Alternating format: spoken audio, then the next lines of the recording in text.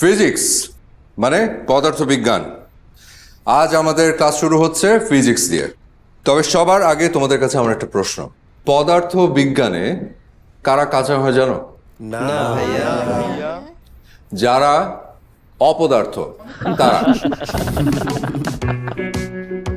তবে চিন্তার কোনো কারণ নেই, আমার ক্লাসে যারা যারা অপদার্থ আছো তাদেরকে পদার্থ বানানোর দায়িত্ব আমার। ইনশাল্লাহ আমি সবাইকে পদার্থ বানিয়ে ছাড়বো। ওকে, তো আজকে আমরা যে থিওরিটা দিয়ে স্টার্ট করবো সেটা হচ্ছে রোধের থিওরি, রোধের সূত্র। রোধের সূত্র C1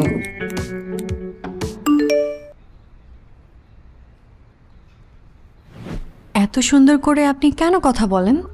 ফিজিক্স শিখবো নাকি আপনাকে দেখবো?